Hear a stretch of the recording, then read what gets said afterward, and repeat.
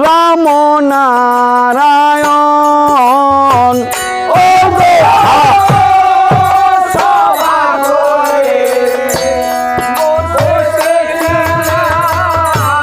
হরি বল।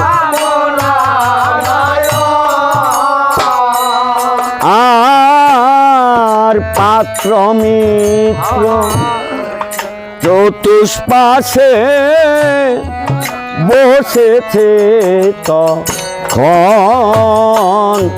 আর ভক্তবৃন্দ চতুষ্পাশে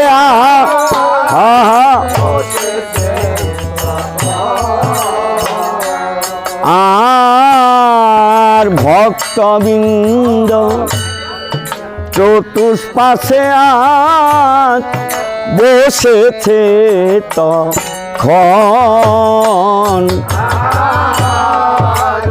হরি বল।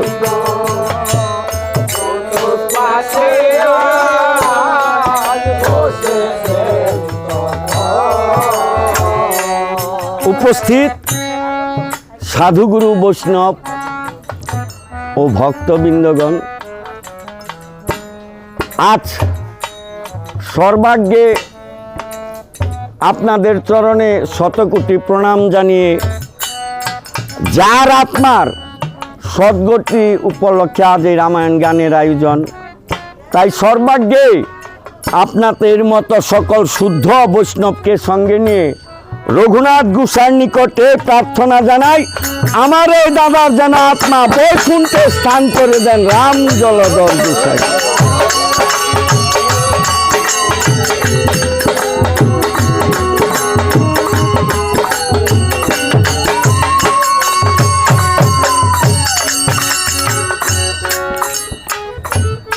ভক্তগণ,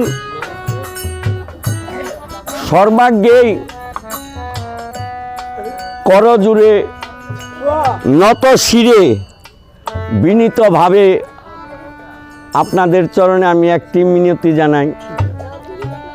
এখানে অনেক বয়োজ্যেষ্ঠ ব্যক্তিগণ আছেন যারা আমার পরম আরাধ্য পিতৃদেব শিবু গোসাইয়ের অতি সন্নিকটে থেকে তার সেই সুমধুর কণ্ঠে আপনাদের মতো ভক্তদেরকে তিনি নিয়ে সঙ্গ করেছেন। কিন্তু মাগো, পিতার অংশ কিংবা মাতার অংশ সন্তানের অঙ্গে কিছুটা হলেও প্রভাবিত হয় পায় পিতৃধারা। এটা আমার বচন নয়, আমার পিতা শ্রীর মুখে বলা এ রামায়ণেরই বচন। হয় পায় পিতৃধারা, না হয় পায় মাতৃধারা। তার প্রমাণ রাবণ বিশ্বস্রবা মণির অংশে নিকষা রাক্ষসীর গর্ভে রাবণের জন্ম হয়েছে। বিশ্বস্রবা মণি কিন্তু একজন প্রকৃত ব্রাহ্মণ, কিন্তু ব্রাহ্মণের বীর্যে নিকষা অর্থাৎ রাক্ষসীর গর্ভে জন্ম হয়েছিল বলে রাবণের স্বভাব হয়েছিল। আর একই গর্ভের পুত্র বিভীষণ হয়েছিল। আমার পিতা শ্রীগুণ আপনাদের নিকট বলার মতো, কারণ আমার জন্মদাতা পরম আরাধ্য, কিন্তু আপনাদের কারো বা একই অঙ্গে তার অঙ্গে আলিঙ্গনে আমি আমার পিতার সাথে ভক্তদের যে একটা আলিঙ্গন ভাব বা আত্মীয়তা আমিও করি, অন্যও করে, সেই ভাবের ভাব যেন আমি আগে দেখি। আমার অতি পূজনীয় গোসাই উনি বলেছেন যে আমাদের বাড়িতে তোমার বাবা 11 দিন এক নাগারে কীর্তন করে। সত্যি দুর্গা পূজা উপলক্ষে হয়তো 15 দিন আগে বাবা গান করতে গিয়েছে, ওমা পূজার পোশাক তোর বাবা এই লোক সবাই টেলার্সে পোশাক বানায় 15 দিন আগে গেছে হয়তো 3 দিন গান গাবে বানাতো একদিন 10 দিন যায় 11 দিন 15 দিন গিয়ে দশমীও পার হয়েছে হয়তো তার সহকর্মীকে দিয়ে দিনের যাকে আপনারা মন্টু বা হনুমান বলে জানতেন তাকে দিয়ে পাঠিয়ে দিয়েছে টাকা যা আমি কীর্তন করি কত কত মায়ের ছেলেদের দেখি নতুন পোশাকে দিলে না জানি আমার ছেলেরাও অপেক্ষায় কিন্তু সেই পোশাক কিন্তু আমাদের আর করা হয়নি কিন্তু ওই যে বাবা এসে দশমী দিন আনন্দ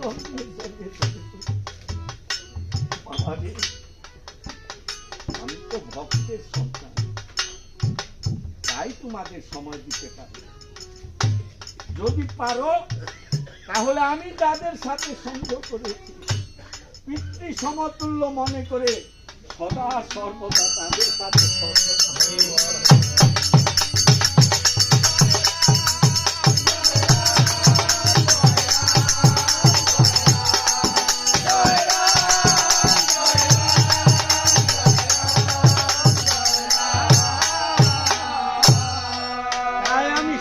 সর্বদা বলে থাকি যে আমি কীর্তন করতে আসি কীর্তন করার মতো যোগ্যতা সামর্থ্য আমার কিছু নেই কিন্তু আমি আসি একটাই আশা সাধু গুরু বৈষ্ণবের চরণ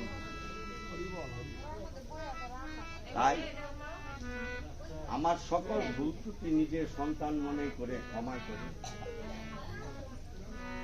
আজ এই আসরে আমার যদি কোনো ভুল ত্রুটি হয়ে যায় সকলেই নিজের সন্তান মনে করে আমাকে ক্ষমা করবে তাই আপনাদের সকলের চরণে নিজেকে অর্পণ করে আমি শিবু ঠাকুর তনয় শ্রী ব্রজগোপাল শর্মা ঝন্টু আজ এই আসরে উত্তরাকাণ্ডে পিতা পুত্রের পরিচয় পালা করতে যাচ্ছি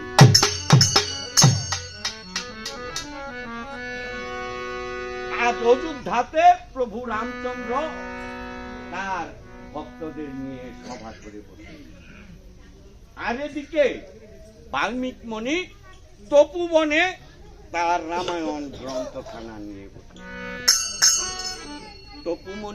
তপোবনে বাল্মীকি মুনি গ্রন্থ খুলে দৃষ্টি করে চায় রামচন্দ্র অশ্বমেধ যজ্ঞের সংকল্প করে যজ্ঞের আহুতি দান না করে শান্ত দিয়ে বসে আছে দেখে বাল্মীকি মুনি মনে মনে ভাবতেছে আমি তো রামচন্দ্রের অশ্বমেধ যজ্ঞ উপলক্ষে পিতা পুত্রের পরিচয় পালা লিপিবদ্ধ করি এখন যদি রাম অশ্বমেধ যজ্ঞে আহুতি দান না করে তাহলে পিতা পুত্রের পরিচয় হবে কি প্রকার কারণ লবকুশ রয়েছে তপোবনে সীতার নিকটে আর রামচন্দ্র রয়েছে অযোধ্যা এভাবে তো পিতা পুত্রের পরিচয় হওয়া সম্ভব নয় কিন্তু এভাবে যদি থাকে তাহলে তো আমার গ্রন্থখানাও মিথ্যা হয়ে যাবে নিরুপায় হয়ে বাল্মীকি মুনি বৈশিষ্ট্য মুনির আশ্রমে গিয়ে উপস্থিত সর্বকাজে যে করেহি তার নাম হচ্ছে কুলব রামচন্দ্রের কুল পুরোহিত হচ্ছে বৈশিষ্ট্য মুনির আশ্রমে গিয়ে বাল্মীকি মুনি ডেকে বলছে মণিবর গো তুমি হচ্ছ রামচন্দ্রের কুল পুরোহিত তাই তুমি যাও তুমি গিয়ে রামকে পরামর্শ দাও রাম যেন তার অশ্বমেধ যজ্ঞে আহুতি দান সেইখান থেকে বৈশিষ্ট্য মুনি তখন করিলেন গমন রামচন্দ্রের অযোধ্যা ভুবনে গিয়ে তখন রামচন্দ্র পুরোহিতকে দেখে বসতে আসন দান আর যখন বসতে আসন দান করেছে বৈশিষ্ট্য মুনি ক্রোধান্বিত হয়ে ডেকে বলছে রামচন্দ্র রামচন্দ্র আমি তোমার পাপ অবস্থায় আসন গ্রহণ করতে রামচন্দ্র করজোড়ে ডেকে বলছে, মনি ঠাকুর, আমি কি এমন অপরাধ করেছি যার জন্য তুমি আমার আসন গ্রহণ করবে?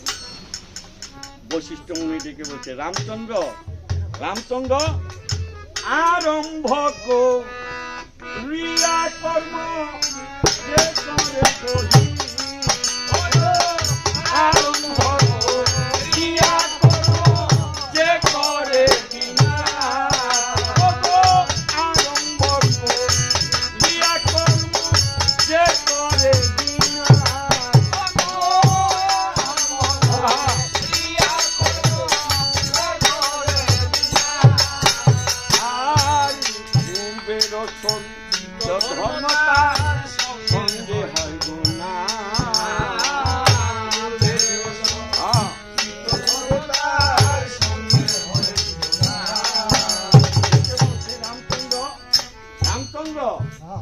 তুমি যে অশ্বমেধ যজ্ঞের সংকল্প করে যজ্ঞের পূর্ণাহুতি দান না করে তুমি ক্ষান্ত দিয়ে বসে আছো কেন? তুমি আমার কথা ধরো, তুমি যজ্ঞের পূর্ণাহুতি দান। রামচন্দ্র ডেকে বলছে, মনি ঠাকুর গো, এই যজ্ঞের পূর্ণাহুতি দান করতে হলে আমাকে এখন কি করতে হবে? বশিষ্ঠ মুনি ডেকে বলছে, রামচন্দ্র যজ্ঞের অশ্ব তো প্রায় চতুর্দিক জয় করে এসেছে, এখন এক কাজ করো, তুমি চতুর্দিকে অশ্বমেধ যজ্ঞের নিমন্ত্রণ পাঠাও।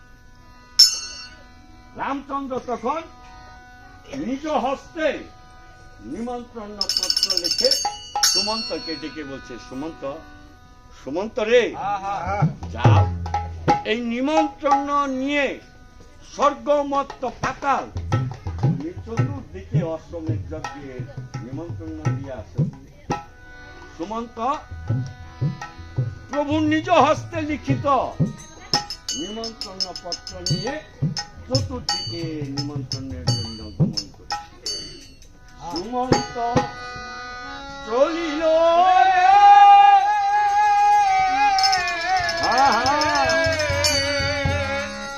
যাত্রাকালে মধুরাম সুমন্ত্র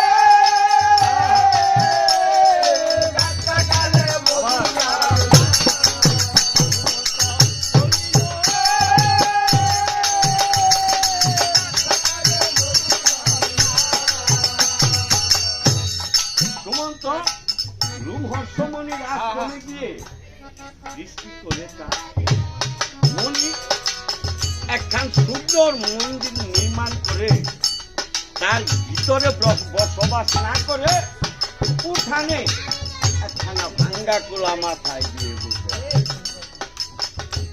দেখে সুমন্ত মনে মনে ভাবছে, মনি এমন সুন্দর একখানা মন্দির নির্মাণ করে তার ভিতরে বসবাস না করে ভাঙ্গা কুলা মাথায় দিয়ে বসে আছে, কোনো কাজ হলো? ও মনি ঠাকুর, মনি ঠাকুর, কি একটা কথা বলবো? একটা না, তুমি 10টা হইলে আমি রাগ করতাম না।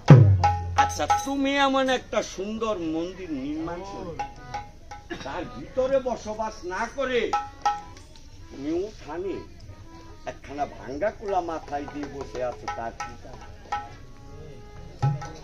মণিবর ডেকে বলছে, সুমন্ত, সুমন্ত রে, হ্যাঁ, এই মায়ার ঘর নির্মাণ করতে আমি জীবনের যে সময়টুকু ব্যয় করি, যদি সেই সময়টুকু আমার দেহ গড়ে চিন্তা করতাম, তাহলে দুদিনের জন্য এই সংসারে এসে আমার অকাজে জীবনটা এভাবে নষ্ট হয়ে যেত। মন্ত্র দেখে বলছে, মণি ঠাকুর, মণি ঠাকুর গো, হ্যাঁ, হ্যাঁ। দুদিনের জন্য পৃথিবীতে এসেছ। আচ্ছা, তাহলে তোমার পরমায়ুটা আরে কত বেশি দিনের? দিন না, পরশু দিনে মরে যামগা। সুমন্তকে উদ্দেশ্য করে লুমহর্ষ মুনি ডেকে বলছে, সুমন্ত রে, হ্যাঁ, হ্যাঁ। 7 দিনে, 1 সপ্তাহ, 2 সপ্তাহে, 1 পক্ষ, 2 পক্ষে, 1 মাস, 12 মাসে, 1 বছর, 12 বছরে, 1 যুগ, 27 যুগে, 1 মনন্তর।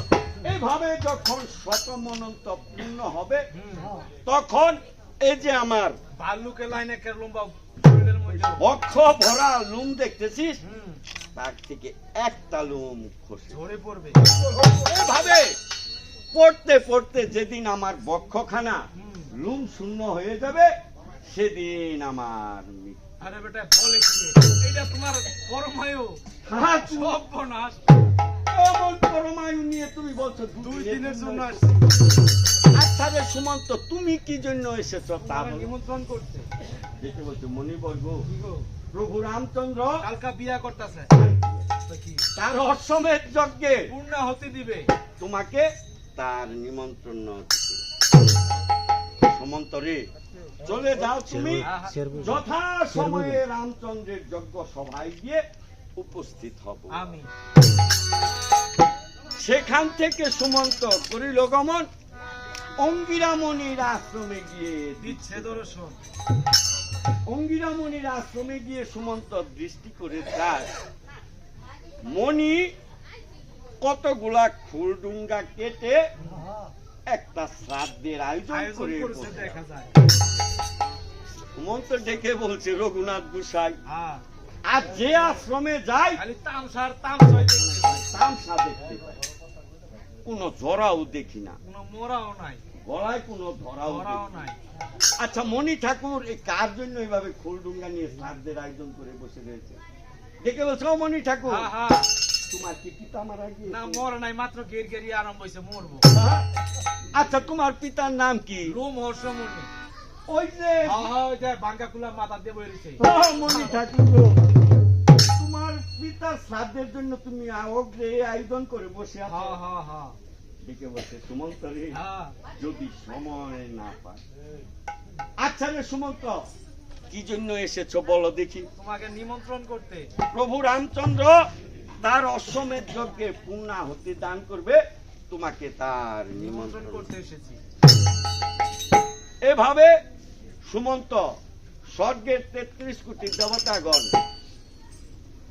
তপোবনের 60,000 মণিগণ সকলকে নিমন্ত্রণ করে হ্যাঁ। প্রভু রামচন্দ্রের সম্মুখে গিয়ে উপস্থিত। প্রভু রামচন্দ্র ডেকে বলছে, সুমন্ত, সুমন্ত রে, চতুর্দিকে কি নিমন্ত্রণ করে এসেছ?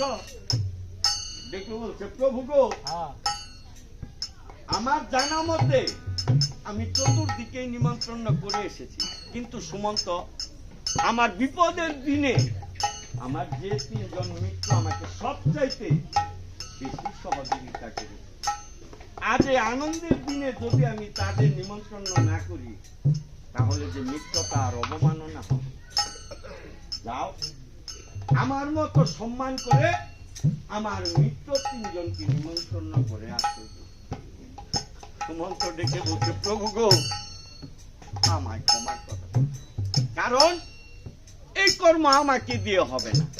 তোমার এক মিত্র রয়েছে লঙ্কায়, রাজা বিভীষণ, জাতিতে রাক্ষস, আমাকে আমার স্যুপ বানায় খাইব, স্যুপ বানায় খাইব।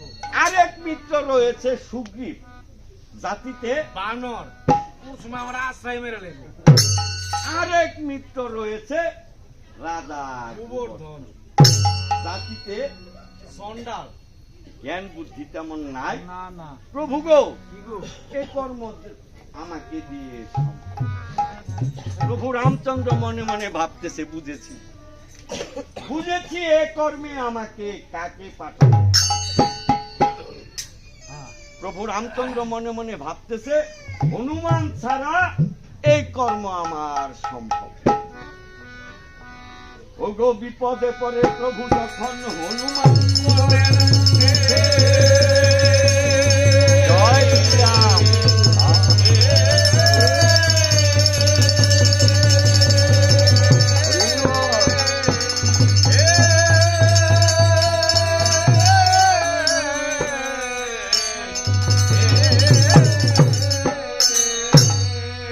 ওগো বজ্রের সমান হয়েছে ডাকলা হনুমানের বুকে।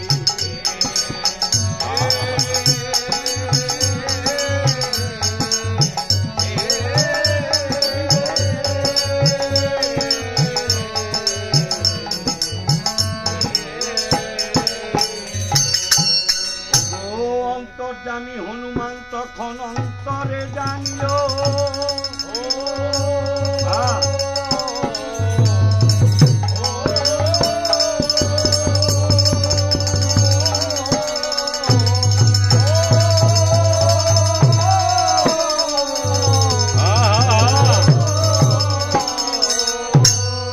ওগো প্রভুর সম্মুখে উপনীত হলো।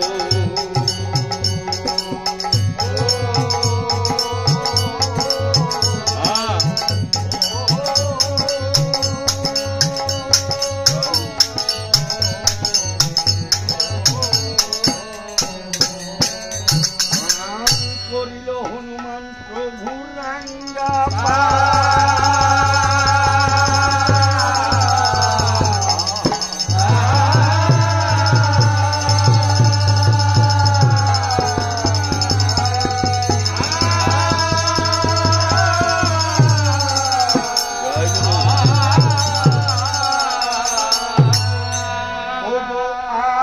আশীর্বাদ করলেন ভক্ত দিগা।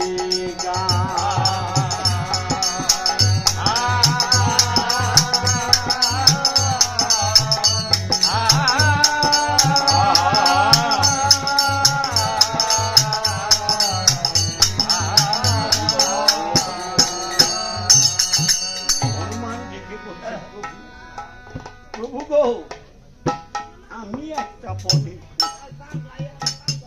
না জানি তোমার সাধন, না জানি তোমার দয়াময়, বলো এই বনের পশুকে তুমি কেন স্মরণ করে। প্রভু রামচন্দ্র ডেকে বলছেন, হনুমান রে, দাও বাবা, আমার যে 3 জন মিত্র রয়েছে তাদেরকে আমার মতো সম্মান করে তুমি নিমন্ত্রণ করে আসো। প্রভু রামচন্দ্রকে উদ্দেশ্য করে হনুমান দিকে বলছে, প্রভু তোমার এক মিত্র রয়েছে লঙ্কা রাজা বিভীষণ, আরেক মিত্র রয়েছে কিষ্কিন্ধা বানর রাজা সুগ্রীব। তোমার যে আরেক মিত্র কে বা কোথায়, আমি তো প্রভু তাকে চিনি। প্রভু রামচন্দ্র ডেকে বলছে, হনুমান রে, হনুমান, আমার আরেক মিত্র রয়েছে সৈনক পর্বতে রাজা বিভীষণ। ওরে তুই মুই ভাষায় কথা কয় রে রাজা বিভীষণ। জয় শ্রীরাম।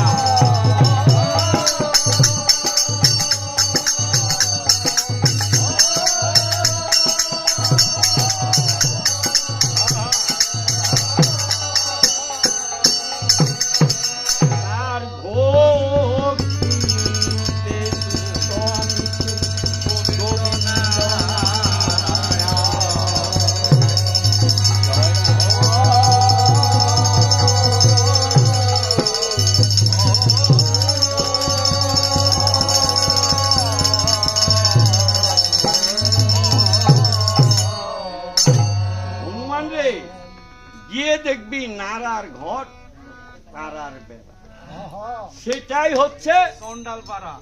ঘাটে দেখবি চন্দন সারি সারি, সেই ঘাটে জল খায় রাজা রাজা সুবর্ণ সুবর্ণ। অধিকারী। যাও বাবা, আমার মতো সম্মান করে আমার মিত্র তিনজনকে তুমি অসমের যজ্ঞের আহুতির নিমন্ত্রণ দিয়ে আসো।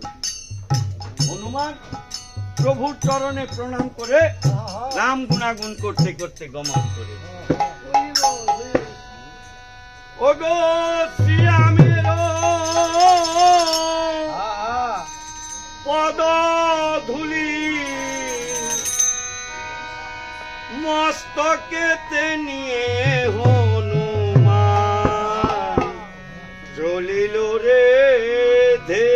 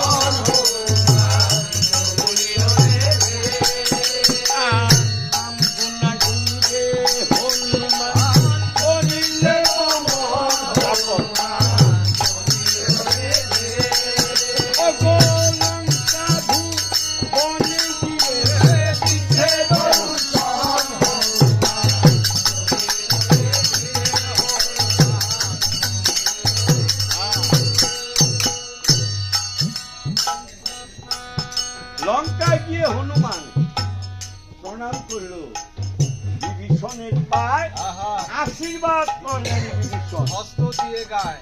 সেখান থেকে হনুমান করিল গমন কিষ্কিন্ধাতে গিয়ে তখন দিচ্ছে দর্শন। কিষ্কিন্ধাতে গিয়ে হনুমান প্রণাম করলো সুগ্রীবের পায়, আশীর্বাদ করলেন সুগ্রীব হস্ত দিয়ে। দেখে বলছে পবনের নন্দন কিষ্কিন্ধায় এসেছে কিসের কারণে? তোমাকে নিমন্ত্রণ করতে। প্রভু রামচন্দ্র তার অশ্বমেধ যজ্ঞের পূর্ণাহুতি দান করবে, তোমাকে তার নিমন্ত্রণ করবে। দেখে বলছে পবনের নন্দন চলে যাও তুমি, যথা সময়ে আমার বানর কটকদের সঙ্গে নিয়ে প্রভুর যজ্ঞ সভায় গিয়ে উপস্থিত হবে।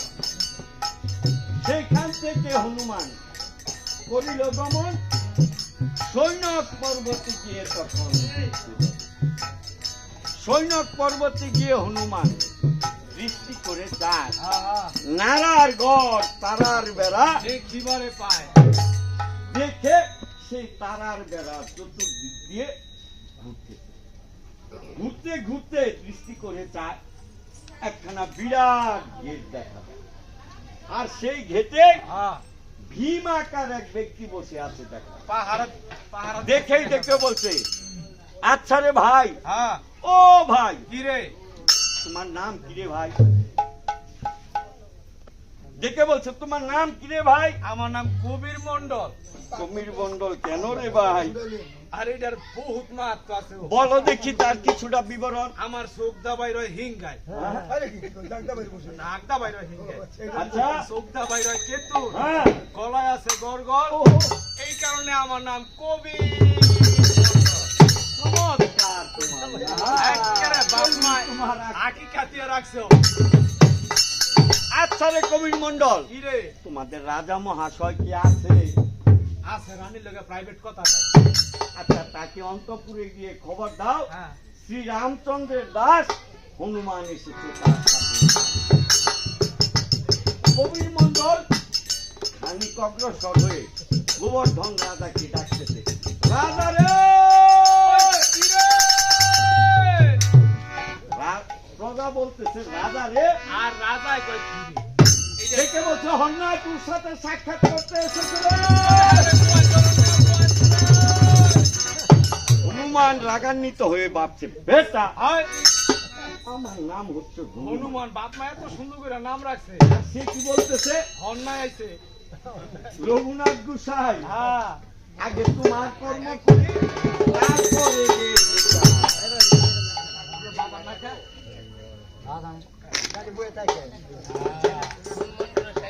হনুমান হ্যাঁ হ্যাঁ গোবর্ধন রাজার সম্মুখে গিয়ে দৃষ্টি করে চায়, হাতে গুদ পায়ে গুড বিচ্ছিরি চেহারা একেবারে বিমা কাবের মতো লাইনো। হনুমান দেখে মনে মনে ভাবতেছে, আচ্ছা এমন বেটা নাকি প্রভুর মিত্র, আমার তো দেখ কই বকতে এমন লোকের সাথে প্রভু আলিঙ্গন করেছে। রুচি বালা না। কিন্তু আবার প্রভু তো বলেছে আমার মতো মান্য করে আমার মিত্র তিনজনকে নিমন্ত্রণ করে আসবে। যাই হোক, যেভাবেই হোক কোন রকমে বেটারি গুধা পায়ে একটু খালি টাচ করে এমন। হনুমান যখন ওই গুধা পায়ে প্রণাম করতে গিয়েছে, যখন হ্যাঁ গোবর্ধনের গোবর্ধন 20 মণ ওজনের গুদ তুলে দিয়েছে হনুমানের হনুমানের মাথায়। আর হনুমান ওই বেটা ওই যাচ্ছে না ভাই যা। আমি মরে যাবো গা।